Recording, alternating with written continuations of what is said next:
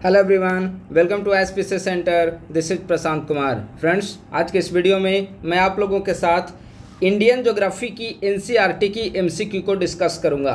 देखिए, जब हमने प्रीलिम्स के लिए स्ट्रेटजी आप सभी के साथ शेयर किया था तो हमने बताया था कि इंडियन ज्योग्राफी के लिए एनसीईआरटी की दो बुक आप लोग जरूर पढ़ें। उनमें क्लास 11th की दोनों बुक है, एक भारत का भूगोल और दूसरा है भौतिक भूगोल। ठीक है, ये दोनों बुक क्लास 11th की एनसीईआरटी की इंडियन ज्योग्राफी की बुक है और प्रीलिम्स के लिए काफ़ी महत्वपूर्ण है। तो आज इन्हीं बुक्स में से भौतिक भूगोल के मूल सिद्धांत जो कि क्लास 11th की इंडियन ज्योग्राफी बुक है उसकी एमसीक्यू को डिस्कस करूंगा। यह जो बुक है वह दृष्टि आईएएस पब्लिकेशन की एनसीईआरटी एमसीक्यू के अंतर्गत दी हुई है। तो आइए, अगर आपने क्लास 11th की एनसीईआरटी पढ़ लिया होगा तो यहां से आपका रिवीजन भी हो जाएगा, और अगर आप पहली बार एनसीईआरटी एमसीक्यू को सॉल्व कर रहे होंगे तो आपके लिए यह वीडियो काफ़ी ज़्यादा बेनिफिशियरी साबित होगी। आइए हम लोग इसका डिस्कशन प्रारंभ करते हैं। पहला प्रश्न है, निम्नलिखित में से किसने सर्वप्रथम भूगोल शब्द का प्रयोग किया था? तो देखिए, भूगोल शब्द का प्रयोग जो है सर्वप्रथम इरेटास्थनीज के द्वारा किया गया था, और इरेटास्थनीज जो हैं वह एक ग्रीक विद्वान माने जाते हैं। तो भूगोल का सर्वप्रथम प्रयोग इरेटोस्थनीज के द्वारा किया गया था, तो एक का आंसर हो जाएगा ए। अगला दूसरा प्रश्न है, निम्नलिखित कथनों पर विचार करें। उपर्युक्त में से कौन सा कथन सत्य है, इसे बताना है। ऑप्शन 1, निहारिका यानी कि नेबुला को सौर मंडल का जनक माना जाता है, यह बिल्कुल सही है। दूसरा, सूर्य व क्षुद्र ग्रहों की पट्टी के बीच स्थित ग्रहों को भीतरी ग्रह या इनर प्लैनेट्स कहा जाता है, यह भी सही है। और तीसरा, हमारे सौर मंडल में क्षुद्र ग्रह पट्टी के बाहर अवस्थित ग्रहों को बाहरी ग्रह कहा जाता है, यह भी सही है। तो देखा जाए तो तीनों स्टेटमेंट सही है, यानी कि इसका करेक्ट आंसर क्या हो जाएगा, डी। 1, 2 और 3 तीनों स्टेटमेंट सही हैं। अगर निहारिका को देखा जाए जो कि सौर मंडल का जनक माना जाता है, तो आप निहारिका को देखेंगे तो यह बेसिकली हाइड्रोजन गैस से बना होता है, निहारिका या फिर जिसे नेबुला कहा जाता है। और भीतरी ग्रह, अगर आप इनर प्लैनेट्स देखेंगे तो 4 ग्रहों को भीतरी ग्रह माना जाता है, बुध, शुक्र, पृथ्वी और मंगल। ठीक है, ये जो होते हैं वह शैल और धातुओं के बने होते हैं, जबकि अन्य जो 4 ग्रह हो गए वह बाहरी ग्रह के नाम से जाना जाता है। ठीक है, तो आप लोग याद रखेंगे भीतरी ग्रह किसे कहा जाता है, बाह्य ग्रह किसे कहा जाता है, और सौर मंडल का जनक किसे कहा जाता है। इसका आंसर हो जाएगा करेक्ट डी। अगला प्रश्न है, स्टेटमेंट में यहां पर प्रश्न दिया गया है, कथन ए, बुध, शुक्र और मंगल को पार्थिव ग्रह कहा जाता है। तो अभी हमने बताया कि बुध, शुक्र, पृथ्वी और मंगल, ये जो 4 ग्रह हैं वह पार्थिव ग्रह या आंतरिक ग्रह के नाम से जाना जाता है। तो स्टेटमेंट ए करेक्ट है। कारण आर, बुध, शुक्र व मंगल ग्रह गैसों से बने होते हैं। देखिए, यह गलत है। अभी हमने बताया कि जो आंतरिक ग्रह होते हैं वह या तो शैल के बने होते हैं या फिर धातु के बने होते हैं। ठीक है, तो बुध, शुक्र और मंगल चूंकि आंतरिक ग्रह हैं तो ये शैल और धातु के बने होंगे, ना कि गैस के बने होंगे। तो कथन आर जो है वह गलत है। तो क्या हो गया, इसका ए सही है किंतु आर गलत है। तो 2 का करेक्ट आंसर क्या हो जाएगा, सी इसका करेक्ट आंसर होगा। देखिए, 2 का सी यहां पर है। अगला ये क्वेश्चन नंबर 3। ठीक है,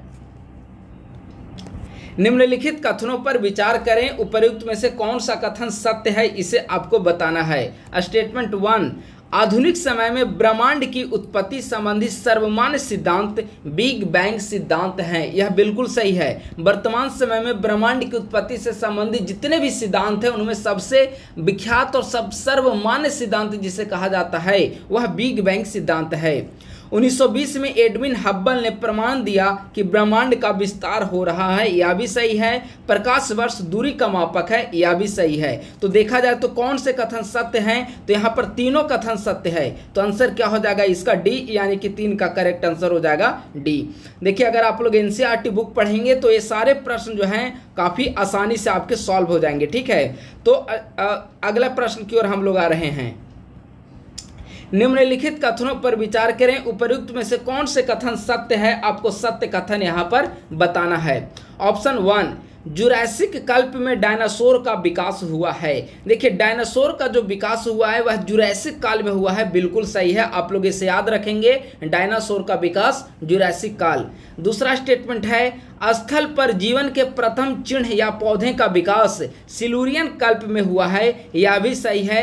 स्थल पर आप देखेंगे कि जीवन के पहले पौधे का जो विकास है वह सिल्यूरियन कल्प में हमें देखने को मिलता है। तो दोनों स्टेटमेंट यहाँ पर सही है, तो इसका करेक्ट आंसर हो जाएगा सी। 1 और 2 दोनों स्टेटमेंट सही है, यानी कि 4 का आंसर हो जाएगा सी। अगला 5 नंबर प्रश्न है, निम्नलिखित कथनों पर विचार करें। उपर्युक्त में से कौन सा कथन सत्य है, इसे बताना है।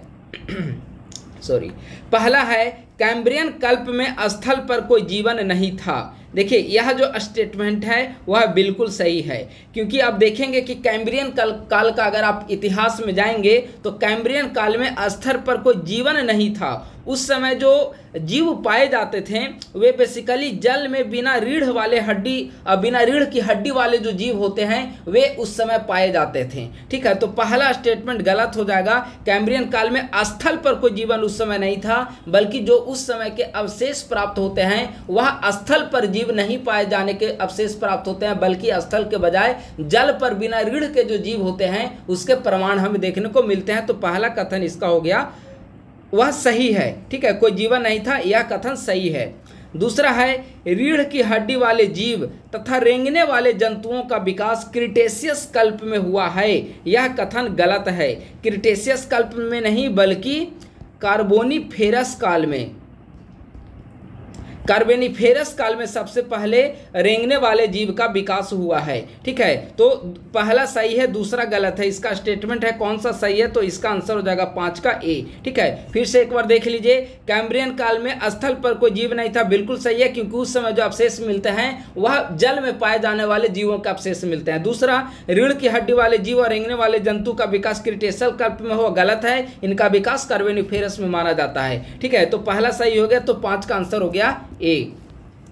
अगला आइए प्रश्न की ओर हम लोग आ रहे हैं। चैप्टर नंबर 3 का प्रश्न है, निम्नलिखित में से कौन से प्रत्यक्ष स्रोत पृथ्वी की आंतरिक संरचना के बारे में जानकारी प्रदान करते हैं। यानी कि पृथ्वी की आंतरिक संरचना के बारे में हमें जानकारी किससे प्राप्त होती है। पहला, धरातलीय पिंड, ज्वालामुखी उद्गार, उल्का पिंड और आकाश गंगा। ये 4 स्टेटमेंट, 4 ऑप्शन यहाँ पर दिए हुए हैं। तो आप देखेंगे कि जो पृथ्वी की चूंकि आंतरिक संरचना पूछा गया है, तो आंतरिक संरचना में देखेंगे तो धरातलीय चट्टान और ज्वालामुखी उद्गार ये आंसर होगा, क्योंकि उल्का पिंड जो है वह पृथ्वी के अंदर जब पाया नहीं जाता तो पृथ्वी की आंतरिक संरचना की हमें जानकारी वह कैसे देगा। आकाश गंगा पृथ्वी के अंदर जो नहीं पाया जाता है वह हमें पृथ्वी की आंतरिक संरचना के बारे में जानकारी कैसे देंगे। ठीक है, तो 3 और 4 ऐसे ही कट गया। दूसरा ज्वालामुखी उद्गार है, तो आप देखेंगे कि ज्वालामुखी के समय पृथ्वी के अंदर से जो उद्गार और लावा निकलती है उस पर जो रिसर्च होता है तो उसके माध्यम से बहुत सारी जानकारियां मिलती हैं, कौन कौन से तत्व, कौन कौन से धातु अंदर पाए जाते हैं। तो आंतरिक संरचना की जो जानकारी है वह हमें धरातलीय चट्टान और ज्वालामुखी उद्गार से प्राप्त होती है। तो 1 का करेक्ट आंसर हो जाएगा ए। अगला प्रश्न है, यस, निम्नलिखित में से कौन से पृथ्वी की आंतरिक संरचना जानकारी प्राप्त करने के अप्रत्यक्ष स्रोत हैं। यानी कि पृथ्वी की आंतरिक संरचना के बारे में हमें जानकारी प्रदान करेंगे, लेकिन वे डायरेक्ट सोर्स नहीं, इनडायरेक्ट सोर्स के अंतर्गत आते हैं। ऑप्शन 1 उल्का पिंड, यह सही है, इनडायरेक्ट पूछा गया है। दूसरा गुरुत्वाकर्षण, यह बिल्कुल सही है। भूकंप, ये तो बिल्कुल सही है। और चुंबकीय क्षेत्र, यह भी सही है। तो अप्रत्यक्ष स्रोत पूछा गया है तो ऑप्शन चारों इसके सही होंगे, क्योंकि भूकंप के माध्यम से स्वाभाविक है कि हमें जानकारी मिलेगी आंतरिक संरचना के बारे में, गुरुत्वाकर्षण से भी मिलेगी और चुंबकीय क्षेत्र और उल्का पिंड से भी हमें आंतरिक संरचना के बारे में जानकारी प्राप्त होगा। तो 2 का करेक्ट आंसर क्या हो जाएंगे, डी। अगले प्रश्न की ओर आते हैं हम लोग। यस, यहाँ पर अच्छा प्रश्न है, स्टेटमेंट वाइज प्रश्न है, आप लोग इसे सॉल्व करने का प्रयास करें। कथन ए, गुरुत्वाकर्षण का मान ध्रुवों पर अधिक होता है एवं भूमध्य रेखा पर कम होता है। देखिए गुरुत्वाकर्षण जो है वह पृथ्वी के केंद्र से, अगर आप देखेंगे तो पृथ्वी के केंद्र से लेकर भूमध्य रेखा तक, भूमध्य रेखा की दूरी अधिक और ध्रुवों की कम होती है। इसीलिए आप देखेंगे कि गुरुत्वाकर्षण का जो मान है ध्रुवों पर अधिक होगा भूमध्य रेखा की अपेक्षा। ठीक है, तो इसका कथन ए जो है वह बिल्कुल सही है। ध्रुवों पर जो गुरुत्वाकर्षण का मान होता है वह हमेशा अधिक होता है और भूमध्य रेखा पर अब गुरुत्वाकर्षण का मान जो होता है वह कम होता है। तो स्टेटमेंट ए सही है। आर की ओर आइए। पृथ्वी के अंदर धरातल में गहराई बढ़ने के साथ तापमान में वृद्धि होगी, दाब और घनत्व में वृद्धि होती है। तो यह भी स्टेटमेंट सही है। अब जैसे जैसे पृथ्वी के अंदर आप चले जाएंगे धरातल के नीचे तो टेम्परेचर बढ़ते जाता है, ऊपर आप जाएंगे तो तापमान में कमी आएगी। एक दो जगह एक्सेप्शन छोड़ दिया जाए तो ऊपर में तापमान में कमी आएगी और धरती के नीचे आप जाएंगे तो टेम्परेचर में वहां पर वृद्धि होगी, दबाव में भी वृद्धि होगा। ठीक है, टेम्परेचर बढ़ रहा है, प्रेशर बढ़ रहा है तो घनत्व में भी वृद्धि होगा। तो कारण भी सही है और इसका कथन भी सही है। लेकिन यहाँ पर दोनों एक दूसरे की व्याख्या नहीं कर रहे हैं, दोनों एक दूसरे से अलग अलग जुड़ा हुआ है। एक गुरुत्वाकर्षण से संबंधित प्रश्न और दूसरा प्रश्न पृथ्वी की आंतरिक स्थिति से संबंधित। तो दोनों अलग अलग हैं, तो ए और आर दोनों सही है। लेकिन आर कथन ए की सही व्याख्या नहीं करता है। तो 3 का आंसर क्या हो जाएगा करेक्ट? 3 का आंसर हो जाएगा बी। अगला प्रश्न है, चलिए अगला प्रश्न सॉल्व करिए। उपर्युक्त में से कौन सा, एक मिनट, उपर्युक्त में से कौन सा कथन सत्य है? सत्य कथन को आपको बताना है। ऑप्शन 1, पृथ्वी के आंतरिक भाग से ऊर्जा निकलने के कारण भूकंपीय तरंग उत्पन्न होती है। बिल्कुल सही है कि पृथ्वी के आंतरिक भाग से ऊर्जा निकलने के कारण भूकंपीय तरंग उत्पन्न होगी, बिल्कुल यह सही है। दूसरा, पृथ्वी का वह स्थान जहां से ऊर्जा निकलती है अधिक केंद्र कहलाता है। देखिए यह गलत है। पृथ्वी का वह स्थान जहां से ऊर्जा निकलती है वह अधिक केंद्र नहीं बल्कि उद्गम केंद्र के नाम से जाना जाता है। तो दूसरा जो हो गया वह गलत है। तीसरा, सबसे पहले भूकंपीय तरंगों को उद्गम केंद्र पर महसूस किया जाता है। सबसे पहले जो भूकंपीय तरंग जो आती है वह उद्गम केंद्र पर नहीं बल्कि अधिक केंद्र, जहां से भूकंप निकलता है उसे कहा जाता है अधिक केंद्र, और पृथ्वी पर जहां पर सबसे पहले आएगा वह कहलाता है उद्गम केंद्र। ठीक है, दोनों में डिफरेंस आप लोग समझ लीजिए, अधिक केंद्र और उद्गम केंद्र। तो इसका कौन सा कथन सही है? तो केवल एक सही है, यानी कि इसका आंसर हो जाएगा ए। अगला प्रश्न की ओर आते हैं। यस, अगला प्रश्न है, भूकंपीय तरंगों के संबंध में नीचे दिए गए कथनों पर विचार करें। कौन से कथन सत्य हैं? सत्य कथन आपको बताना है। ऑप्शन 1, प्राकृतिक भूकंप केवल दुर्बल मंडल में आते हैं। देखिए, एक प्रश्न को एलिमिनेशन करने का एक बहुत बढ़िया तरीका होता है। यूपीएससी के जब आप प्रीलिम्स वगैरह देंगे या तैयारी कर रहे होंगे तो वहाँ पर एक बात अक्सर आप देखेंगे पीवाईक्यू वगैरह में देखने को मिलेगा, जो हार्ड स्टेटमेंट होता है केवल और सिर्फ ये सब जो लगा हुआ होता है, मोस्टली जो ऐसे ऑप्शन होते हैं, ऐसे स्टेटमेंट होता है वह गलत होता है। ठीक है, हमेशा 100% सही हो या जरूरी नहीं है, लेकिन मोस्टली केसेस में आप देखेंगे कि केवल लगा हुआ है, सिर्फ लगा हुआ है, तो ये सारे जो स्टेटमेंट हैं वह गलत होते हैं। तो प्राकृतिक भूकंप जो है केवल दुर्बल मंडल में आते हैं, यह कथन जो है वह असत्य है। दूसरा, भूगर्भिक तरंगें उद्गम केंद्र से ऊर्जा के मुक्त होने के दौरान पैदा होती है, यह स्टेटमेंट बिल्कुल सही है। और भूगर्भिक तरंगों और धरातलीय शैलों के मध्य अन्योन्याय क्रिया के कारण धरातलीय तरंगें उत्पन्न होती है, यह भी सही है। अब भूकंप चैप्टर पढ़ रहे होंगे भूकंपीय तरंग के बारे में, तो वहां पर इसके बारे में आपने पढ़ा होगा। कथन 2 और 3 दोनों सही है, कथन 2 और 3 दोनों सही है और कथन 1 जो है वह गलत है। तो इसका 5 का करेक्ट आंसर क्या हो जाएगा? 5 का करेक्ट आंसर हो जाएगा बी। अगला 6ठे नंबर प्रश्न की ओर आइए। निम्नलिखित में से कौन सा कथन असत्य है, यानी कि कौन सा कथन गलत है? पहला, पी तरंगे धरातल पर सबसे पहले पहुंचती है, बिल्कुल सही है। देखेंगे कि पी तरंग जो होती है पृथ्वी पर सबसे पहले पहुंचेगी। ठीक है, उसके बाद एस तरंग। ठीक है, तो कथन 1 सही है। दूसरा, पी तरंगों की प्रकृति प्रकाश तरंगों जैसी होती है, यह कथन गलत है। पी तरंगों की जो प्रकृति होती है वह प्रकाश तरंगों की भांति नहीं बल्कि ध्वनि तरंगों की भांति होती है, इसीलिए पी तरंग अनुदैर्घ्य तरंग होते हैं। ठीक है, तो कथन बी जो है वह गलत हो गया। सी, पी तरंगे ठोस, तरल और गैस तीनों प्रकार के पदार्थों से गुजर सकती है। यह बिल्कुल सही है। पी और एस तरंग में यही डिफरेंस है। पी तरंग तीनों माध्यम में, ठोस, द्रव और गैस तीनों माध्यम में पी तरंग घूमती रहती है, वहां से गुजर सकती है। अगला, पी तरंग को प्राथमिक तरंग कहते हैं। यह भी सही है। पी तरंग प्राथमिक तरंग है और एस तरंग द्वितीयक तरंग के नाम से जाना जाता है। तो कौन सा कथन गलत है? तो इसका बी कथन गलत है, यानी कि 6 का करेक्ट आंसर हो जाएगा बी। अगला ये 7 नंबर प्रश्न की ओर। यहाँ आंसर दिया हुआ है, इसीलिए थोड़ा सा संभाल कर इसे पीडीएफ को ऑन करना पड़ रहा है। चलिए अगला है, भूकंपीय एस तरंग के संबंध में कौन सा कथन सही है? एस तरंग के बारे में सही बताना। ऊपर हमने पी तरंग देखा, अब आइए एस तरंग।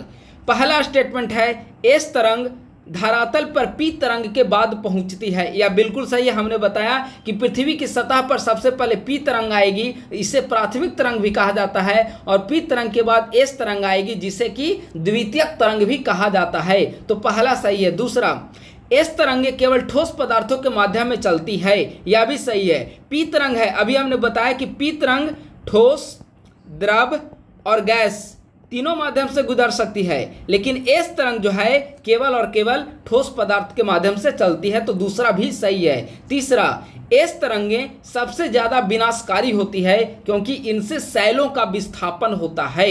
तो यह कथन जो है वह गलत है, क्योंकि सबसे ज्यादा जो विनाशकारी है वह धरातलीय तरंग सबसे ज्यादा विनाशकारी होती है, ना कि एस तरंग। तो तीसरा स्टेटमेंट गलत हो गया। तो कौन सा कथन गलत है? तो केवल 3 गलत है, यानी कि इसका करेक्ट आंसर क्या हो जाएगा? 7 का डी। अगले प्रश्न की ओर आइए। 8 नंबर प्रश्न है, कहाँ गया? यस, 8वां नंबर प्रश्न है, निम्नलिखित कथनों पर विचार करें, कौन सा कथन सत्य है? सत्य कथन को आपको बताना है। पी तरंगों में कंपन की दिशा तरंग के संचरण की दिशा के समानांतर होती है।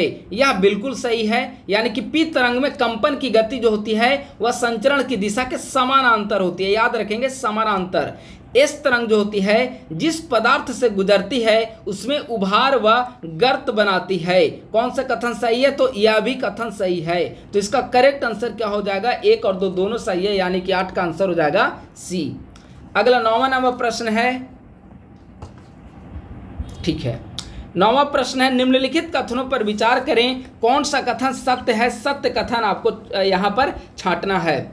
जिन क्षेत्रों में भूकंपीय तरंग अभिलेखित हो जाती है उन क्षेत्रों को भूकंपीय छाया क्षेत्र कहा जाता है। ठीक है, देखिए भूकंपीय छाया क्षेत्र का मतलब होता है कि जिन क्षेत्रों में भूकंपीय तरंग अभिलेखित नहीं हो पाएंगी। तो अब जहां पर भूकंपीय तरंग चला ही जाएगा उसे छाया क्षेत्र कैसे कहा जाएगा? ठीक है, अब जैसे जहां पर वर्षा होती है उस क्षेत्र को वृष्टि छाया प्रदेश नहीं कहा जाता है, बल्कि जहां पर वर्षा नहीं हो पाती है और उससे लगे हुए क्षेत्र से वर्षा होती है उसे वृष्टि छाया प्रदेश कहा जाता है। उसी प्रकार यहां पर भी है, अगर भूकंपीय तरंगे वहां पर पहुंची जाएगी तो वह भूकंपीय छाया क्षेत्र कैसे होगा? ठीक है, तो पहला स्टेटमेंट गलत है। भूकंपीय छाया क्षेत्र उन क्षेत्रों को कहा जाता है जहां पर भूकंपीय तरंगे अभिलेखित नहीं होती है। दूसरा, पी तरंगों का छाया क्षेत्र एस तरंगों के छाया क्षेत्र से अधिक विस्तृत है।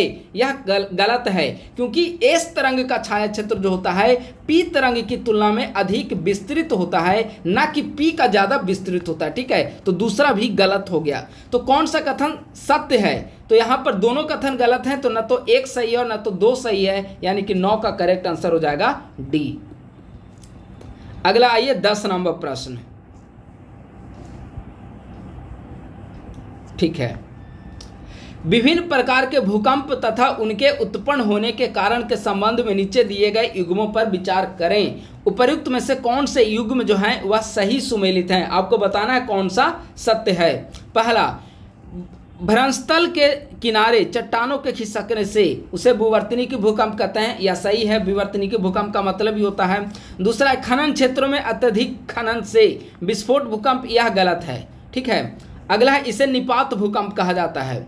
परमाणु व रासायनिक विस्फोट से इसे कहा जाता है विस्फोट भूकंप, यानी कि ये दोनों एक दूसरे का ऑपोजिट दिया गया, ठीक है। खनन क्षेत्रों में अत्यधिक खनन से जो भूकंप आएगी उसे हम निपात भूकंप कहते हैं, और परमाणु या रासायनिक विस्फोट से जो भूकंप आता है उसे विस्फोट भूकंप कहा जाता है। ये दोनों एक दूसरे के गलत दिए हुए हैं, बल्कि विवर्तनिकी भूकंप जो है भ्रंश तल के किनारे चट्टानों के खिसकने से आती है, तो पहला सही है।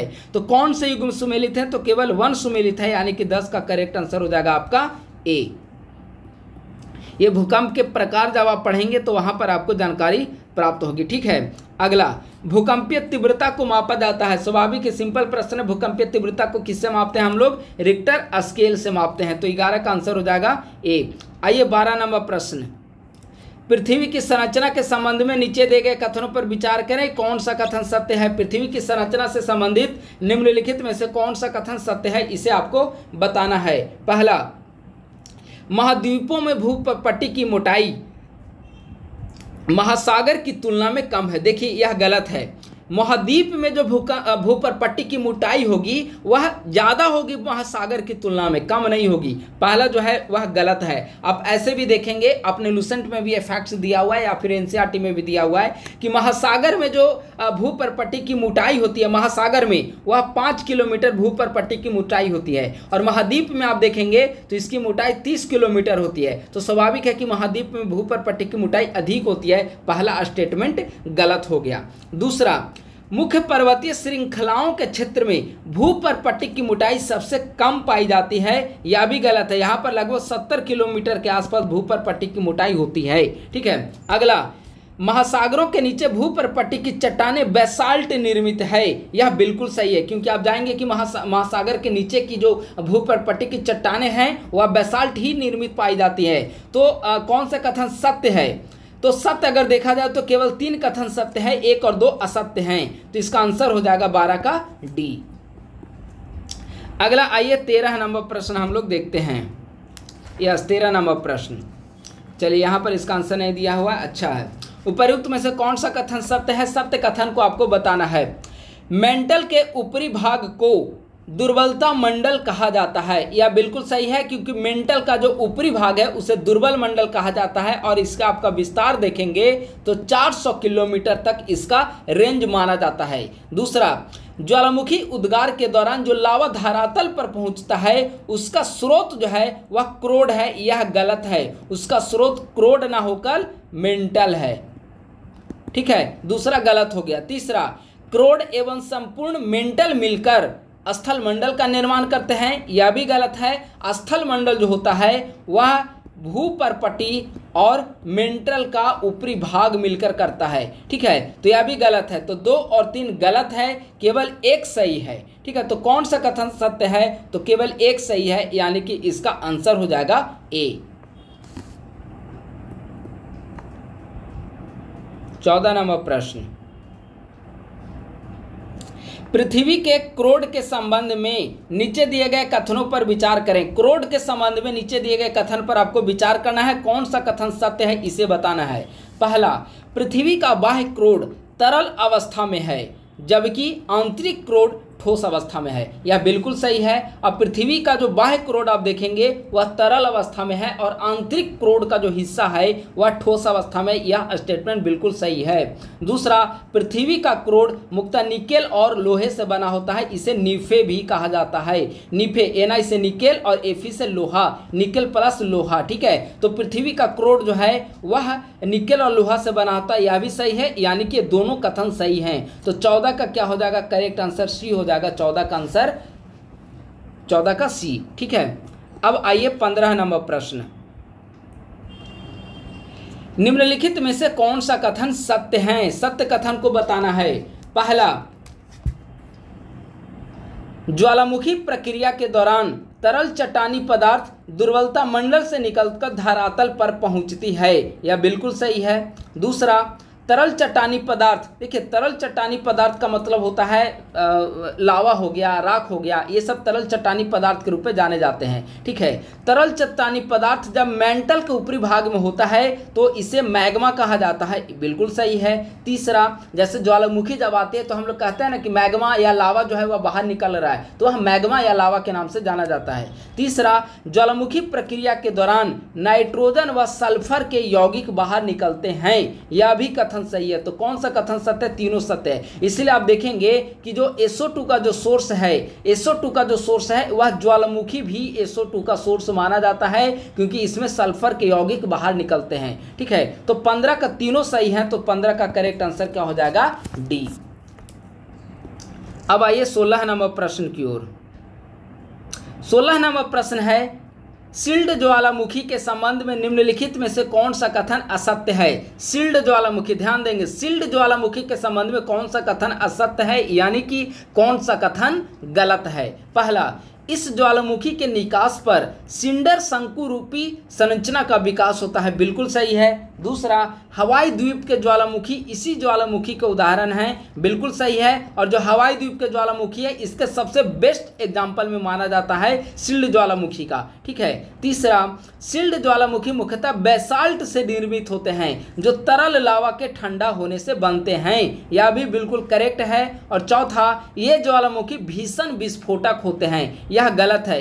इसकी जो मुख्य विशेषता होती है कम विस्फोटक होना इसकी मुख्य विशेषता होती है।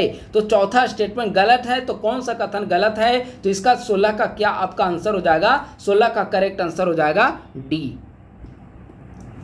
अगला आइए 17 नंबर प्रश्न की ओर। ज्वालामुखी कुंड, जिसे कैल्डेरा के नाम से भी जाना जाता है, ठीक है, ज्वालामुखी कुंड या कैल्डेरा के संबंध में नीचे दिए गए कथनों पर विचार करें। कैल्डेरा के संबंध में नीचे दिए गए कौन से कथन सत्य हैं? आपको सत्य कथन बताना है। पहला, ये पृथ्वी पर पाए जाने वाले सबसे अधिक विस्फोटक ज्वालामुखी हैं, बिल्कुल सही है। अभी ऊपर दिया हुआ था शील्ड ज्वालामुखी के बारे में कि ऑप्शन नंबर डी कि ये सबसे ज़्यादा विस्फोटक है, वहाँ हमने गलत बताया। शील्ड ज्वालामुखी जो है सबसे कम विस्फोटक ज्वालामुखी की पहचान है, और जो कैल्डेरा है वह सबसे अधिक विस्फोटक ज्वालामुखी माना जाता है। आप लोग इसे नोट कर ले, ठीक है। तो पहला ऑप्शन करेक्ट है। दूसरा, ज्वालामुखियों में विस्फोट के दौरान विध्वंसक गर्त का निर्माण होता है, यह भी कथन सही है। तीसरा, इन ज्वालामुखियों को लावा प्रदान करने वाले मौसम के भंडार विशाल तथा इनके पास ही स्थित होते हैं, यह भी कथन सही है। तो है कि कौन से कथन सत्य हैं? तो 1, 2 और 3 तीनों सत्य हैं, यानी कि 17 का करेक्ट आंसर हो जाएगा डी। अगले प्रश्न की ओर आते हैं। निम्नलिखित कथनों पर विचार करें, कौन से कथन सत्य है? सत्य कथन आपको यहाँ पर बताना है। ज्वालामुखी उद्गार के दौरान निकलने वाले लावा के ठंडे होने से आग्नेय शैल बनती है, बिल्कुल सही है, ठीक है। और आग्नेय चट्टान जो होती है वह उसका मेन सोर्स ही होता है लावा या फिर ज्वालामुखी वगैरह से जो निकलते हैं वह पदार्थ जमा होने के बाद वह आग्नेय चट्टान के रूप में परिवर्तित होते हैं, तो पहला सही है। दूसरा, ज्वालामुखी लावा जब धरातल के नीचे ठंडा हो जाता है तब इस दौरान बनने वाले आग्नेय शैल को पतालीय शैल के नाम से जाना जाता है, यह भी सही है। पतालीय शैल का ही मतलब होता है, देखिए ज्वालामुखी शैल का मतलब होता है जब लावा धरातल पर पहुंचकर ठंडा होता है तो उसे ज्वालामुखी लावा कहते हैं। और पतालीय लावा का मतलब होता है कि जब लावा धरातल के नीचे ही ठंडा हो जाता है, ठीक है।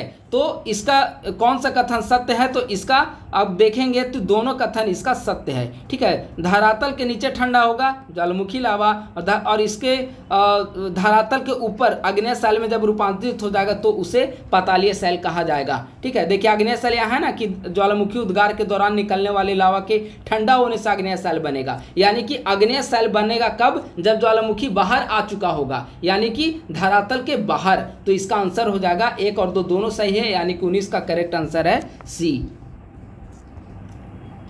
20, लैकोलिथ और बैथोलिथ के निर्माण का संबंध किससे है? आपने ज्वालामुखी में बहुत पढ़ा होगा, कई सारे ज्वालामुखी जैसे शील्ड ज्वालामुखी है, कैल्डेरा है, लैकोलिथ है, बैकोलिथ है, बैथोलिथ है, ये सभी ज्वालामुखी के प्रकार में ही आपको इसमें जाना जाता है, ठीक है। तो लैकोलिथ और बैथोलिथ के निर्माण का संबंध ज्वालामुखी वोल्केनो से है, तो 20 का करेक्ट आंसर हो जाएगा ए। ठीक है, देखिए यहाँ पर लिखा हुआ है, जब ज्वालामुखी लावा भूपटल के भीतर ही ठंडा हो जाता है तो कई आकृतियों का निर्माण होता है, जैसे batholith, laccolith, lopolith, phacolith, sill, dyke. ठीक है, तो ये सब इसके बैथोलिथ और लैकोलिथ को यहाँ पर डिफाइन किया हुआ है। ठीक है, अगला आइए 21 नंबर।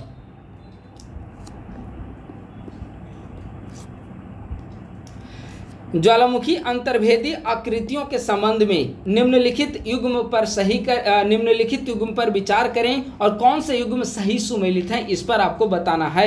आइए हम लोग एक एक युग्म देखते हैं। पहला, लावा का क्षैतिज दिशा में तस्तरी के रूप में जमाव या फैकोलिथ कहलाता है। यह कथन गलत है, या फैतोलिथ नहीं। अगर एक तस्तरी के रूप में जमाव होगा लावा का तो इसे लैपोलिथ नहीं, इसे फैकोलिथ नहीं बल्कि लैपोलिथ के रूप में जाना जाएगा। तो पहला गलत हो गया। दूसरा, अंतर्वेदी आग्नेय चट्टानों का क्षैतिज तल में एक चादर के रूप में ठंडा होना, बिल्कुल सही है, सील के रूप में जाना जाता है।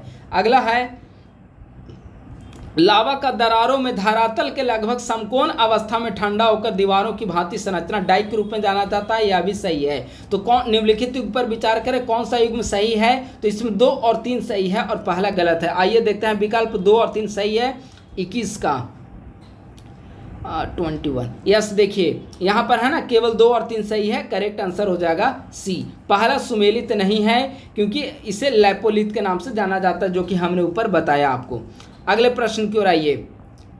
निम्नलिखित में से किसने सर्वप्रथम यूरोप, अफ्रीका व अमेरिका के एक साथ जुड़े होने की संभावना व्यक्त की थी? तो इसका करेक्ट आंसर हो जाएगा अब्राहम और टेलियस। एक का आंसर हो जाएगा बी। अब्राहम और टेलियस ने एक इमेजिन किया था कि यूरोप, अफ्रीका और अमेरिका, अब वैश्विक मानचित्र देखिए, जैसे ही यहाँ पर कहा गया है कि यूरोप, अफ्रीका और अमेरिका एक साथ जुड़ा हुआ था, तो आपकी माइंड में अगर आप इमेजिन कर पा रहे हो वैश्विक मैप को, तो आपको स्पष्ट दिखेगा कि वास्तव में उत्तरी अमेरिका, दक्षिणी अमेरिका, यूरोप और अफ्रीका, ये चारों देश अगर मिला दिया जाए तो आपको दिखेगा कि संपूर्ण पृथ्वी जो है एक ही संरचना का भाग था। अभी भले ही वह 7 भागों में उसे महाद्वीप, महासागर के रूप में डिवाइड किया गया है, लेकिन पहले आपको दिखेगा शेप जिस प्रकार का बना हुआ है दक्षिणी और उत्तरी अमेरिका और इधर यूरोप और अफ्रीका का, उससे लगता है कि ये सभी जुड़ा हुआ था आपस में। ठीक है, तो सर्वप्रथम अब्राहम और टेलियस के द्वारा यह संभावना व्यक्त की गई थी, तो 1 का करेक्ट आंसर हो जाएगा बी। अगला प्रश्न है, महाद्वीपों एवं महासागरों के वितरण से संबंधित महाद्वीपीय विस्थापन सिद्धांत किस वैज्ञानिक ने दिया? और मेरे ख्याल से यह बीपीएससी में पूछा हुआ सवाल है।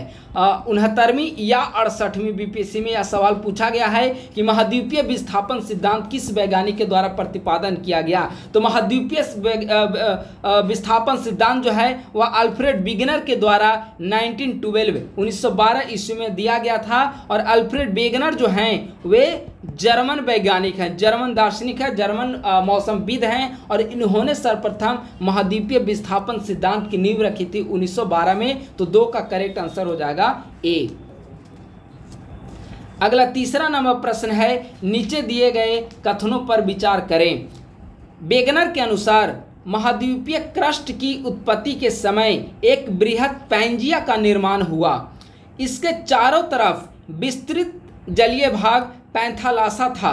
पैंजिया के मध्य में एक उथला एवं संकीर्ण महासागर टेथिस सागर था। यह बिल्कुल सही है। और वेगनर जो महाद्वीपीय विस्थापन सिद्धांत जिन्होंने दिया, इन्होंने कहा था कि अब सबसे पहले, अभी भले ही इसे महाद्वीपों में डिवाइड कर दिया गया हो, लेकिन जब पृथ्वी की उत्पत्ति हुई थी तो सारे एक ही में इंक्लूडेड थे, सारे एक ही में आपस में जुड़े हुए थे, और इसका नाम दिया था इन्होंने पैंजिया। पैंजिया के चारों तरफ जो जलीय भाग है इसको इन्होंने पैंथालासा बताया था। लेकिन फिर धीरे धीरे अब देखेंगे कि इसमें विभाजन होता चला गया और पैंथालासा का जल इसमें प्रवेश करता चला गया, और फिर हिंद महासागर, अटलांटिक, प्रशांत ऐसे डिवाइड होता चला गया, और महाद्वीप भी एशिया, अफ्रीका, ऑस्ट्रेलिया, उत्तरी अमेरिका, दक्षिणी अमेरिका आदि में डिवाइड हुआ। तो पहला स्टेटमेंट बिल्कुल सही है, 3 का पहला ऑप्शन सही है। आइए दूसरा स्टेटमेंट हम लोग देखते हैं। पैंजिया के विखंडन के फलस्वरूप दक्षिणी भूखंड जो है वह लॉरेशिया कहलाया, यह गलत है।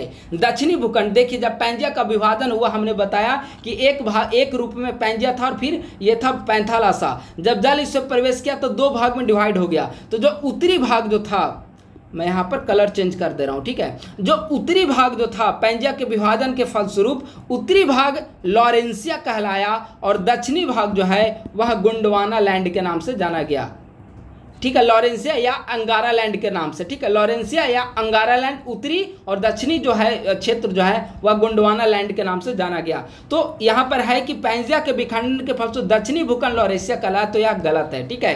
पहला केवल सही है, तो इसका करेक्ट आंसर हो जाएगा ए। बहुत महत्वपूर्ण प्रश्न है वेगनर का महाद्वीपीय विस्थापन सिद्धांत से यूपीएससी में भी देखेंगे तो बहुत ज़्यादा प्रश्न पूछे जाते हैं। यह टॉपिक बहुत महत्वपूर्ण है क्योंकि यहीं से पृथ्वी की संरचना की उत्पत्ति के बारे में हमें जानकारी मिलती है। महाद्वीपीय विस्थापन के पक्ष में किन परमाणुओं को प्रस्तुत किया जाता है? महाद्वीपों की तट की साम्यता, बिल्कुल सही है। महासागरों के पार चट्टानों की आयु में समानता, यह भी बिल्कुल सही है, मैं अभी एक्सप्लेन करूंगा। प्लेसर निक्षेप, यह भी सही है। महासागरों के किनारे ज्वालामुखीय क्षेत्र, यह गलत है, इसका कोई यहाँ पे औचित्य नहीं बैठ रहा है, ठीक है। तो महाद्वीपीय विस्थापन से तीनों जुड़े हुए हैं। कैसे? देखिए, महाद्वीपीय विस्थापन का मतलब अभी हमने बताया कि जो पहले जो था पैंजिया और ये चारों तरफ जो क्षेत्र था पैंथालासा, ठीक है। तो अब यहाँ पर कह रहा है कि आखिर वे कौन सा प्रूफ है जिसका आधार पर कहा जा सकता है कि पहले प्राचीन समय में जब वैगनर ने यह सिद्धांत दिया था तो वह क्या सोचकर यह सिद्धांत दिया कि पहले आपस में सारे महाद्वीप एक दूसरे से जुड़े हुए थे, ठीक है। तो इसके लिए महाद्वीपों की तट की साम्यता सबसे महत्वपूर्ण प्रमाण है। कैसे? अब इसके लिए वर्ल्ड मैप को जाइए। वर्ल्ड मैप में आप देखेंगे कि यहाँ पर जो अमेरिका को लेकर जो संरचना है और यहाँ पर यूरोप को लेकर और अफ्रीका, अब देखेंगे कि अगर इन दोनों के बीच जलीय क्षेत्र को हटा दिया जाए और आपस में अगर कोई मिलाए तो बिल्कुल अफ्रीका और दक्षिणी अमेरिका का शेप एक दूसरे में एडजस्ट हो जाएगा, ठीक है। तो यही कहा गया है महाद्वीपों की तट रेखा की साम्यता, यानी कि उत्तरी अमेरिका दक्षिणी अमेरिका का तट रेखा और इधर यूरोप और अफ्रीका का तट रेखा अगर दोनों को एक में मिला दिया जाए तो बिल्कुल यह स्पष्ट प्रमाणित होता है कि हाँ पहले ये सारे भाग जो थे एक ही खंड जो था पैंजिया उसका भाग था। तो पहला सही हो गया। दूसरा, महासागरों के पार चट्टानों की आयु में समानता, आप देखेंगे कि कार्बोनिफेरस काल जो होता है वह कोयले की उत्पत्ति के नाम से जाना जाता है। कोयला की उत्पत्ति कार्बोनिफेरस काल में आया, ठीक है। अगर सभी महाद्वीप आपस में जुड़े हुए नहीं थे तो यह कैसे सच हो सकता है कि जिस सदी का या जितना पुराना कोयला एशिया में मिलता है उतना ही पुराना कोयला खुदाई में हमें अफ्रीका और उत्तरी अमेरिका से भी मिल पाया है, ठीक है। एक ही खनिज हर महाद्वीप पर कैसे मिलेंगे जब आपस में जुड़े हुए नहीं थे तो, ठीक है। और उतना ही उनका पुराना अगर एज देखा जाए तो लगभग हर महाद्वीप का लगभग सेम एज होता है। तो इससे भी स्पष्ट होता है कि विभिन्न महाद्वीपों पर जो अवशेष हमें मिलते हैं उनकी लगभग उम्र और पाए जाने वाले खनिजों की प्रकृति लगभग सेम है। तो इससे भी स्पष्ट होता महाद्वीपीय विस्थापन सिद्धांत सही है। तो इसका करेक्ट आंसर 1, 2 और 3 हो जाएगा, यानी कि 4 का आंसर हो जाएगा सी। अगला आइए, निम्नलिखित में से कौन सा कथन टीलाइट को परिभाषित करता है? टीलाइट, ठीक है। तो टीलाइट का मतलब होता है वैसे अपसादित चट्टान जो हिमानी निक्षेप में पाए जाते हैं, ठीक है। तो अगर भारत में आप देखेंगे तो गोंडवाना लैंड इसको कह सकते हैं। तो इसका 5 का करेक्ट आंसर हो जाएगा ए। अगला आइए, वेगनर के अनुसार महाद्वीपीय विस्थापन के लिए कौन से बल उत्तरदायी हैं? यानी कि महाद्वीपीय विस्थापन यानी कि महाद्वीपों का विखंडन, उसके लिए कौन से बल उत्तरदायी हैं? पहला, पोलर या ध्रुवीय फ्लाइंग बल, बिल्कुल सही है। दूसरा, ज्वारीय बल, यह भी बिल्कुल सही है। गुरुत्वाकर्षण बल, मेंटल में संबंध धाराओं के द्वारा उत्पन्न बल, ये दोनों गलत है। देखिए, वेगनर जब उन्होंने महाद्वीपीय विस्थापन सिद्धांत का प्रतिपादन किया 1912 ईस्वी में, जो कि जर्मन एक मौसमविद हैं, तो उन्होंने स्पष्ट कहा कि महाद्वीपीय विस्थापन सिद्धांत के लिए 2 बल उत्तरदायी हैं, जिनमें पहला जो है वह पोलर है और दूसरा जो है वह टाइडल यानी कि ज्वालामुखी बल है, ठीक है। तो आप लोग याद रखेंगे महाद्वीपीय विस्थापन के लिए उत्तरदायी बल पोलर या ध्रुवीय, टाइडल या ज्वालामुखी बल है। तो 6 का 1 और 2 सही है, यानी कि 6 का करेक्ट आंसर हो जाएगा ए। अगला आइए 7वां नंबर, महाद्वीपों के विस्थापन के संबंध में महाद्वीपों के विस्थापन के संबंध में आर्थर होम्स के द्वारा प्रतिपादित संवहन धारा सिद्धांत कन्वेक्शनल करंट थ्योरी के संबंध में नीचे दिए गए कथन पर विचार करें। कौन सा कथन सही है, इसे बताना है। पहला, इस सिद्धांत के तहत पृथ्वी के मेंटल भाग में संवहन धाराओं के प्रभाव की संभावना व्यक्त की गई, बिल्कुल सही है। दूसरा, इस सिद्धांत के अनुसार महाद्वीपीय नित्तल की चट्टानों में सामान्य व उत्क्रमण चुंबकत्व क्षेत्र की पट्टियां पाई जाती है। यह कथन गलत है। ठीक है, तो कौन से कथन सत्य है? तो केवल वन सत्य है। देखिए, आर्थर होम्स ने संवहन धारा सिद्धांत दिया है, इसे भी आप लोग याद रखेंगे। संवहन धारा सिद्धांत का प्रतिपादन किसके द्वारा किया गया? आर्थर होम्स के द्वारा, और इन्होंने 1930 के दशक में इस सिद्धांत की नींव रखी थी। तो इसका करेक्ट आंसर केवल ए है, 7 का आंसर हो जाएगा ए। अगला प्रश्न है, नीचे दिए गए कथनों पर विचार करें। ठीक है, यहाँ पर नीचे दिए गए कथनों पर आपको विचार करना है। कौन से कथन सत्य है इसे आपको बताना है। पहला, समुद्र अधस्थली में जलमग्न पर्वतीय कटकें वह गहरी खाइयां प्रायः महाद्वीपों के किनारों पर स्थित हैं, यह बिल्कुल सही है। दूसरा, महासागरीय चट्टानें महाद्वीपीय भागों में पाई जाने वाली चट्टानों की अपेक्षा नवीन है, यह भी कथन सही है। तो कौन सा सही है? तो 1 और 2 दोनों सही है। 8 का करेक्ट आंसर हो जाएगा सी। अगला 9वां नंबर प्रश्न है, नीचे दिए गए युग्मों में कौन सा युग्म सही सुमेलित है आपको बताना है। कौन सा सही सुमेलित है इसे आपको यहाँ पर बताना है। पहला, महाद्वीपीय सीमा। ठीक है, महाद्वीपीय किनारों और गहरे समुद्री बेसिन के बीच का भाग। महाद्वीपीय सीमा जैसे कि महाद्वीप की कोई महाद्वीप आप एग्जाम्पल के रूप में लीजिए, उसका किनारा और गहरे समुद्री बेसिन के बीच का जो भाग होगा महाद्वीपीय सीमा के रूप में जाना जाएगा। पहला सही है। दूसरा, वितलीय मैदान महाद्वीपों से बहाकर लाए गए अवसाद के द्वारा निर्मित, यह वितलीय मैदान है, यह भी सही है। तीसरा, मध्य महासागरीय कटक। मध्य महासागरीय कटक जो है प्रवाल भीतियों से युक्त निम्न प्रकार के द्वीप, यह गलत है। मध्य महासागरीय जो कटक होता है वह बेसिकली आपस में जुड़े हुए पर्वतों की एक श्रृंखला होती है। ठीक है, तो तीसरा स्टेटमेंट गलत है, तो 1, 2 सही है, यानी कि इसका करेक्ट आंसर इसका हो जाएगा डी। ठीक है, अब आइए अगले प्रश्न की ओर। 10वां नंबर प्रश्न है, रिंग ऑफ फायर। बहुत आसान प्रश्न है। रिंग ऑफ फायर किस महासागर की विशेषता? आप लोग बताइए। रिंग ऑफ फायर प्रशांत महासागर की विशेषता। इसे क्यों कहा जाता है रिंग ऑफ फायर? फायर का मतलब होता है अग्नि। यहाँ पर यह ज्वालामुखी, सक्रिय ज्वालामुखी का क्षेत्र है। ठीक है, तो सक्रिय ज्वालामुखी के क्षेत्र होने के कारण प्रशांत महासागर को रिंग ऑफ फायर के नाम से जाना जाता है। 10 का करेक्ट आंसर हो जाएगा ए। अगला है, सागरीय अधस्थल का विस्तार सिद्धांत, सी फ्लोर स्प्रेडिंग थ्योरी की व्याख्या करते हुए हरी हेस ने किस अवधारणा पर विचार नहीं किया? ऑप्शन 1, मध्य महासागरीय कटकों के साथ ज्वालामुखी क्रिया, बिल्कुल सही है, उन्होंने इस पर विचार किया। विभिन्न महाद्वीपों में जीवाश्मों का वितरण, यही आंसर गलत होगा। मध्य महासागरीय कटकों के दोनों तरफ की चट्टानों के निर्माण के समय में समानता, यह भी सही है। गहराई के साथ भूकंप उद्गम केंद्र का विश्लेषण, यह भी सही है। इसका आंसर जो होगा विभिन्न महाद्वीपों में जीवाश्मों का वितरण। ठीक है, यह गलत होगा, तो 11 का है, बी आंसर करेक्ट होगा। ठीक है, हरी हेस ने 1961 ईस्वी में दिया था इन्होंने सागरीय अधस्थल का सिद्धांत। अगला ये 12 नंबर प्रश्न, निम्नलिखित में से कौन सा कथन सत्य है? सत्य कथन को आपको यहाँ पर बताना है। पहला, पैकेंजी, मार्कर और मॉर्गन ने प्लेट विवर्तनिकी की अवधारणा प्रस्तुत की, यह बिल्कुल सही है। प्लेट विवर्तनिकी के जो सिद्धांत है मैकेंजी, पार्कर और मॉर्गन के द्वारा इसकी नींव रखी गई थी। कब? 1967 में। अगला, विवर्तनिकी प्लेट महाद्वीपीय व महासागरीय स्थलों से मिलकर बना है, यह भी स्टेटमेंट सही है। तीसरा, महासागरीय अधस्थल प्लेट की मोटाई महाद्वीपीय स्थल मंडल से अधिक है, यह गलत है। अभी हमने ऊपर बताया था, चाहे वह उसकी मोटाई हो या फिर आप देखेंगे कि यहाँ पर कम होगा। ठीक है, महासागर की मोटाई कम होगी और महाद्वीप की मोटाई अधिक होगी, तो यह गलत है, उल्टा है, मतलब स्टेटमेंट यहाँ पर लिखा हुआ। ठीक है, तो इसका 1 और 2 सही है, यानी कि 12 का करेक्ट आंसर हो जाएगा आपका सी।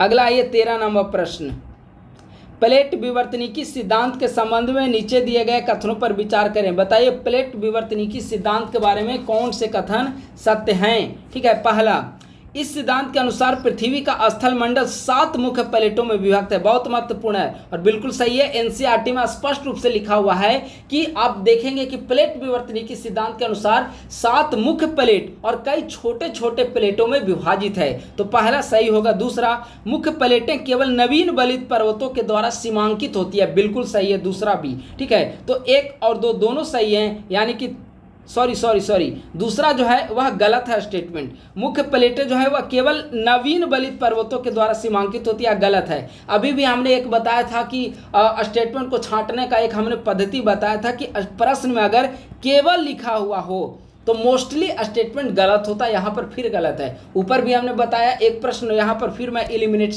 एक बहुत बड़ा यह एलिमिनेशन मेथड है। ठीक है, तो दूसरा स्टेटमेंट गलत है, तो पहला है सही है, यानी कि 13 का करेक्ट आंसर हो जाएगा ए।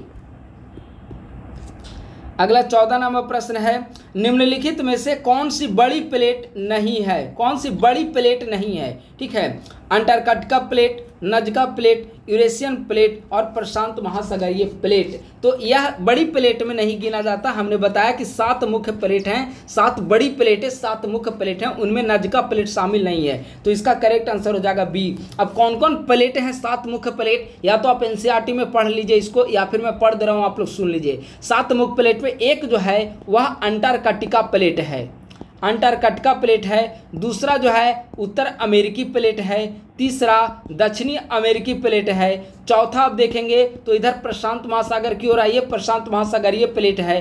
पांचवा आप देखेंगे तो इंडो ऑस्ट्रेलियन प्लेट है। छठा आप देखेंगे तो अफ्रीकी प्लेट है। और सातवां आप देखेंगे तो यूरेशियाई प्लेट है। यूरेशियाई यानी कि यूरोप और एशिया, यूरोप और एशिया का जो प्लेट है, जैसे हिमालय की उत्पत्ति यूरेशियाई प्लेट। ठीक है, तो ये है। तो ये 7 मुख्य प्लेट हैं, बाकी अन्य प्लेट छोटे छोटे हैं। तो इसका आंसर हो जाएगा बी, नजका प्लेट मुख्य प्लेट की श्रेणी में नहीं आता है। इसे आप लोग याद रखेंगे। एक और यहाँ पर छांटने के लिए आ सकता है कि इसमें महासागरीय प्लेट कौन है और महाद्वीपीय प्लेट कौन है। तो ये सब एनसीईआरटी में आपको मिल जाएगा। तो 14 का करेक्ट आंसर हो जाएगा बी।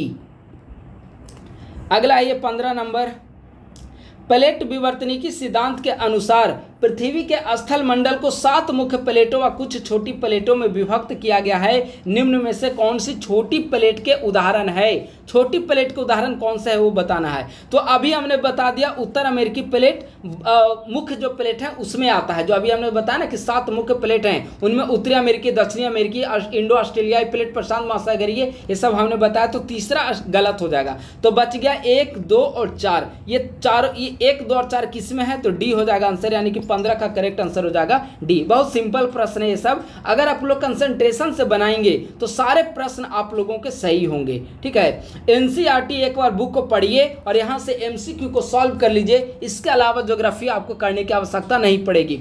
अगला, प्लेट संचलन के फलस्वरूप बनने वाली प्लेट सीमाओं के संबंध में निम्न में कौन सी कथन असत्य है, यानी कि कौन सा कथन गलत है? पहला, अपसारी प्लेट के अंतर्गत प्लेटें एक दूसरे के विपरीत दिशा में हटती है, यह गलत है। अपसारी प्लेट जो है इस तरह से अपसारी प्लेट होता है, एक दूसरे के विपरीत नहीं बल्कि एक दूसरे की ओर जो होती है वह अपसारी प्लेट है। तो पहला गलत। कौन सा कथन असत्य है, यानी कि कौन सा कथन गलत है? देखिए यहाँ पर हमने गलत बता दिया। अप का मतलब होता है इस तरीके का। ठीक है, तो अपसारी प्लेट जो होती है 3 प्रकार के बेसिकली प्लेट होगी। अपसारी, अभिसारी और रूपांतरण, ये 3 प्रकार की प्लेट होगी। ठीक है, तो पहला जो है वह अपसारी प्लेट एक दूसरे के विपरीत दिशा में हटती है। तो ये ऐसे होगा, अपसारी एक इधर की ओर जा रहा है, दूसरे इधर की ओर जा रहा है। और अभी हमने बताया था यह अभिसारी है। ठीक है, ये अभिसारी और ये अपसारी प्लेट, ऐसे याद रखिए। तो अपसारी प्लेट एक दूसरे के विपरीत और अभिसारी एक दूसरे की ओर। ठीक है, तो पहला स्टेटमेंट जो हो गया वह सही है। दूसरा, अपसारी सीमा पर नई परपटी क्रस्ट का निर्माण होता है, यह भी सही है। अभिसरण सीमा पर, क्योंकि जब प्लेट ऐसे एक दूसरे के विपरीत जाएगी तो यहाँ पर नीचे का जो उद्गार है ऊपर आएगा और इसके आने से नई अवसंरचना का निर्माण होगा। तो दूसरा स्टेटमेंट सही है। तीसरा, अभिसरण सीमा एक प्लेट दूसरी प्लेट के नीचे धंसती है और यहाँ पर भू परपटी नष्ट हो जाती है, यह भी सही है। अभी हमने यहाँ पर बताया एक दूसरे की ओर चलेगी। रूपांतरण सीमा पर नई परपटी का निर्माण और नई परपटी का विनाश दोनों होता है, यह कथन गलत है। तो कौन सा कथन असत्य है? तो यह असत्य है। 16 का आंसर करेक्ट हो जाएगा डी।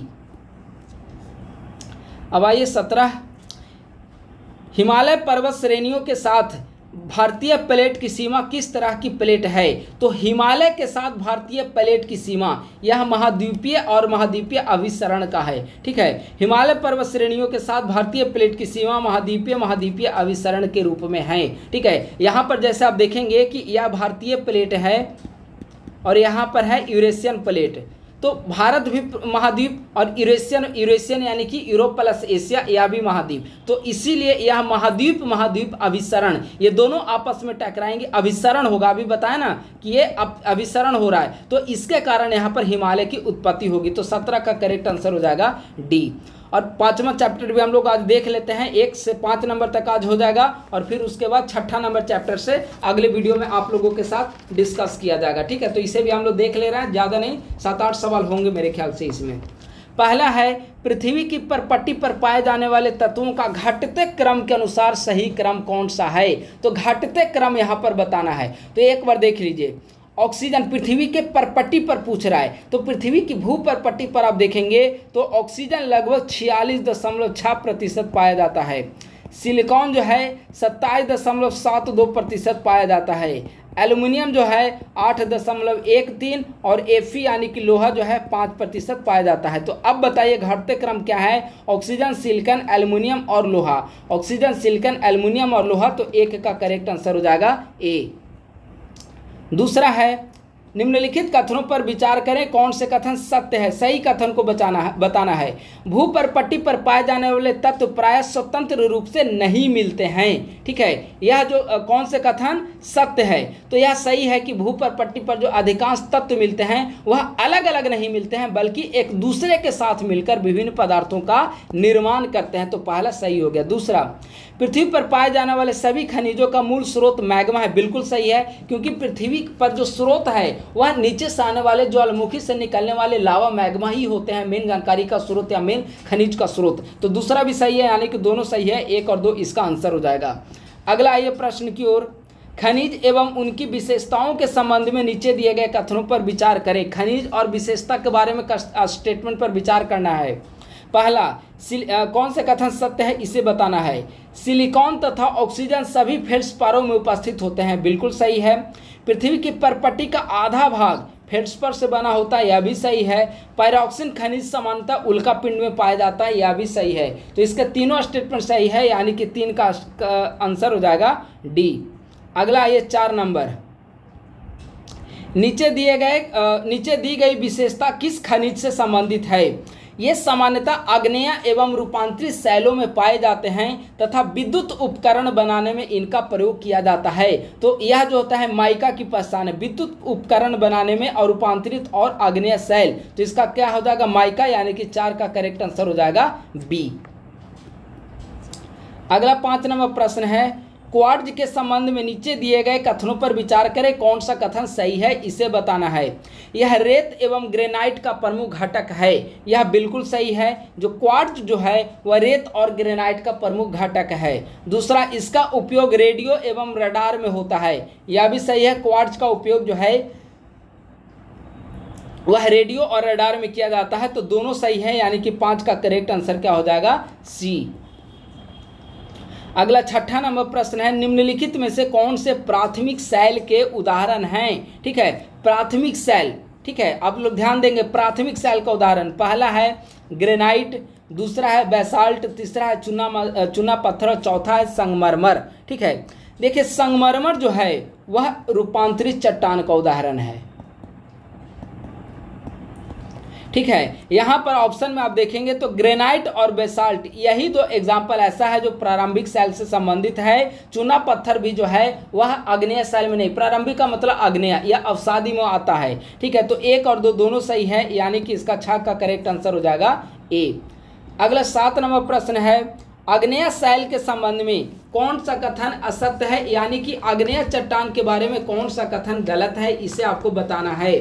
पहला, आग्नेय शैल का निर्माण मैग्मा के ठंडे होकर घनीभूत होने पर होता है, बिल्कुल सही है। मैं कब से बता रहा हूँ कि आग्नेय चट्टान का निर्माण पृथ्वी से निकलने वाले ज्वालामुखी उद्गार लावा मैग्मा से होता है, तो पहला सही है। दूसरा, पृथ्वी की सतह पर हुई आकस्मिक शीतलता के कारण आग्नेय शैल के कण छोटे होते हैं, यह भी सही है। तीसरा, आग्नेय शैल बनने की प्रक्रिया पृथ्वी की सतह या पृथ्वी की परपटी पर हो सकती है, यह भी सही है। चौथा, इनमें से कोई नहीं, यानी कि कौन सा गलत है, तो इनमें से कोई नहीं गलत है, सभी कथन सही है। तो 7 का आंसर हो जाएगा डी। आइए 8 नंबर, सिली भवन लिथिफिकेशन की प्रक्रिया का संबंध निम्नलिखित में से किससे है? तो जो लिथिफिकेशन की जो प्रक्रिया है वह, इसका आंसर हो जाएगा अवसादी सेल से संबंधित है। ठीक है, तो इसका लिथिफिकेशन का मतलब होता है, देखिए यहाँ पर लिखा हुआ सिली भवन लिथिफिकेशन प्रक्रिया का संबंध अवसादी सेल से है। ठीक है, तो इसका करेक्ट आंसर क्या हो जाएगा? 8 का बी। अगला है, कोयला किस प्रकार की सेल का उदाहरण? बहुत आसान प्रश्न है। कोयला किस प्रकार की सेल का, कोयला किस प्रकार की चट्टान का उदाहरण है? तो कार्बनिक रूप से निर्मित कोयला है, तो बेसिकली यह अवसादी सेल का उदाहरण माना जाता है। तो 9 का करेक्ट आंसर हो जाएगा ए। सॉरी। अगला 10 नंबर प्रश्न है, निम्नलिखित में से किन सेलों का निर्माण दाब, आयतन एवं तापमान में परिवर्तन की क्रिया के फलस्वरूप होता है? तो दाब, आयतन और तापमान में परिवर्तन के फलस्वरूप कायांतरित सेल का निर्माण होता है। तो इसका आंसर क्या हो जाएगा? 10 का सी। अगला आइए प्रश्न हम लोग देखते हैं। 11 नंबर प्रश्न है, कायांतरित सेल के बारे में निम्नलिखित कथनों पर विचार करें। कौन सा कथन सत्य है? कायांतरित सेल से संबंधित उसे बताना है। पहला, उष्मीय कायांतरण के कारण सेलों के पदार्थों में रासायनिक परिवर्तन होता है, बिल्कुल सही है। दूसरा, कायांतरण की प्रक्रिया के दौरान कण या खनिज सतहों का परतों के रूप में व्यवस्थित होना पत्रण कहलाता है, यह भी सही है। तो दोनों सही हैं। 11 का करेक्ट आंसर हो जाएगा सी। और आज का लास्ट प्रश्न हम लोग देख रहे हैं, चैप्टर नंबर 5 का लास्ट प्रश्न है, निम्नलिखित में से कौन सा कथन सही है, कौन सा युग्म सही सुमेलित है? ठीक है, आग्नेय ग्रेनाइट, अभी हमने बताया कि ग्रेनाइट और बेसाल्ट यह आग्नेय चट्टान का उदाहरण है, तो पहला सही हो जाएगा। दूसरा, अवसादी सेल चूना पत्थर, यह भी सही है। चूना पत्थर अभी हमने कोयला के बारे में भी बताया, तो ये सभी अवसादी सेल का उदाहरण है। तीसरा, कायांतरित चट्टान संगमरमर, बिल्कुल सही है। संगमरमर हो, स्लेट हो, क्वार्ट्ज हो, ये सभी कायांतरित सेल के उदाहरण हैं। तो तीनों सही हैं, यानी कि इसका आंसर हो जाएगा 12 का डी। ठीक है, तो दोस्तों इस प्रकार से आज हमने क्लास 11th की एनसीईआरटी इंडियन ज्योग्राफी की भौतिक भूगोल के सिद्धांत चैप्टर नंबर 1 से 5 का एमसीक्यू हमने डिस्कस किया है। आप लोग बुक को पढ़िए और बार बार एमसीक्यू को सॉल्व करिए, तब जाकर आपकी उस चैप्टर पे कमांड स्थापित हो पाएगी। ठीक है, अगले वीडियोस के माध्यम से मैं चैप्टर नंबर 6 और उसके आगे के जो एमसीक्यू होंगे उसको मैं डिस्कस करूंगा, और हमारी कोशिश होगी कि सभी महत्वपूर्ण बुक्स के एमसीक्यू को आप लोगों के साथ डिस्कस कर दिया जाए। आप लोग ज़्यादा से ज़्यादा एमसीक्यू को सॉल्व करिए, ओरिजिनल टेक्स्ट बुक को ज़्यादा से ज़्यादा पढ़िए। अगर इतना आप रेगुलरली 100 डेज कर ले पाते हैं तो निश्चित आप प्रीलिम से बेहतर स्कोर कर पाएंगे। चलिए आज की वीडियो को यहीं पर समाप्त करता हूं। अगर हमारे यूट्यूब चैनल पर आप लोग नए हैं तो हमारे यूट्यूब चैनल को सब्सक्राइब कर लें, और हमारा टेलीग्राम ग्रुप @ISPC सेंटर को आप लोग ज्वाइन कर लें। यहाँ पर बीपीएससी की तैयारी से संबंधित विभिन्न गाइडलाइन मटेरियल आप सभी को निःशुल्क प्रोवाइड कराए जाते हैं। थैंक यू सो मच, बहुत बहुत धन्यवाद।